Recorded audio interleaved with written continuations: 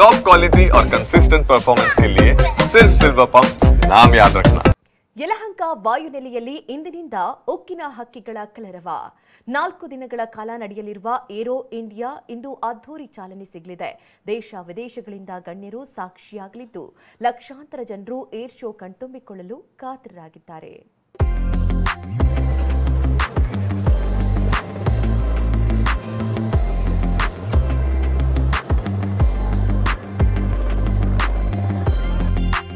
ಸುಯ್ಯಂದು sago ಸ್ಕೋಯ್ ಆಗಸದಲ್ಲಿ Apache chopper ಆರ್ಭಟ, Rafale fighter jet ಮೋಡಿ, ಬಾನಂಗಳದಲ್ಲಿ ಚಿತ್ತಾರ ಮೂಡಿಸಲು ಲೋಹದ ಹಕ್ಕಿಗಳು ರೆಡಿಯಾಗಿವೆ.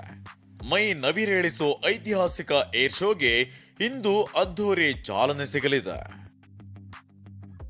ಯಲಹಂಕದಲ್ಲಿ ಏರ್ ಶೋ 2025ಕ್ಕೆ ಇಂದು ಚಾಲನೆ. ಲೋಹದ ಹಕ್ಕಿಗಳ ಕಲರವ ಕಣ್ತುಂಬಿಕೊಳ್ಳಲು ಕಾತರ. ಏಷ್ಯಾದ ಅತಿದೊಡ್ಡ ವೈಮಾನಿಕ ಪ್ರದರ್ಶನಕ್ಕೆ ಇಂದು ಅದ್ಧೂರಿ ಚಾಲನೆ ಸಿಗಲಿದೆ. ಯಲಹಂಕದ ಏರ್ಬೇಸ್ನಲ್ಲಿ ಇಂದಿನಿಂದ 4 ದಿನಗಳ ಕಾಲ ನಡೆಯಲಿದೆ. Runway to billion opportunity tag line ನಲ್ಲಿ ಏರ್ ಶೋ 2025 ಆಯೋಜಿಸಲಾಗಿದೆ. ಇಂದು ಬೆಳಿಗ್ಗೆ 9:30ಕ್ಕೆ ಏರ್ ಶೋಗೆ ರಕ್ಷಣಾ ಸಚಿವ ರಾಜನಾಥ್ ಸಿಂಗ್ ಚಾಲನೆ ನೀಡಲಿದ್ದಾರೆ. ನೀಲಾಕಾಶದಲ್ಲಿ ಯುದ್ಧ ವಿಮಾನಗಳು ಗರ್ಜಿಸಲಿವೆ. ಉಕ್ಕಿನ ಹಕ್ಕಿಗಳ ಮ್ಯಾಜಿಕ್ ಕಣ್ತುಂಬಿಕೊಳ್ಳಲು ಜನ ತುದಿಗಾಲಲ್ಲಿ ನಿಂತಿದ್ದಾರೆ.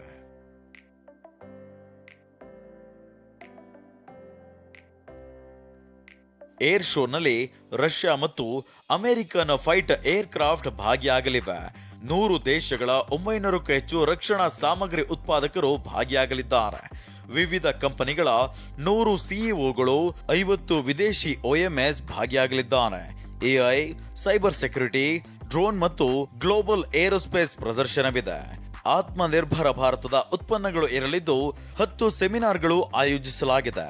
ರಕ್ಷಣಾ ವಲಯದಲ್ಲಿ ಹೂಡಿಕೆ, ಸಂಶೋಧನೆ, ಜಾಯಿಂಟ್ ವೆಂಚರ್, ರಕ್ಷಣಾ ವಲಯದ ಬಗ್ಗೆ ಚರ್ಚೆಯಾಗಲಿದೆ. Runway to billion opportunity tag line ನಲ್ಲಿ ಏರ್ ಶೋ ನಡೆಯಲಿದೆ.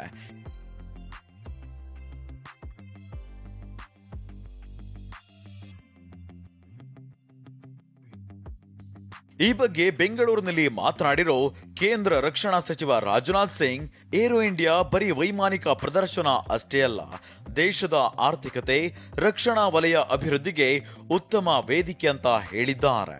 ಎಲ್ಲರಿಗೂ ನಮಸ್ಕಾರ.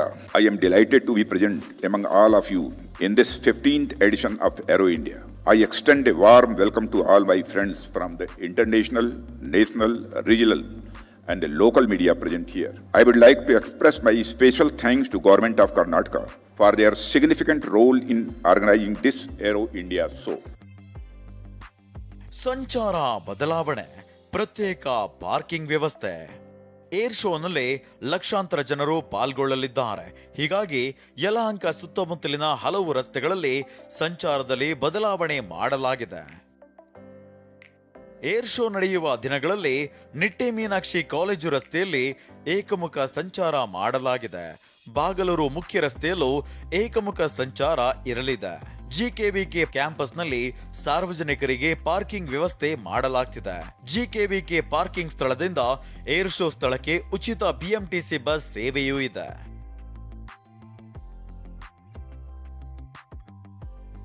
ಫೆಬ್ರವರಿ 14ರವರೆಗೆ ಲೋಹದ ಹಕ್ಕಿಗಳು ಚಿತ್ತಾರವನ್ನ ಮೂಡಿಸಲಿವೆ.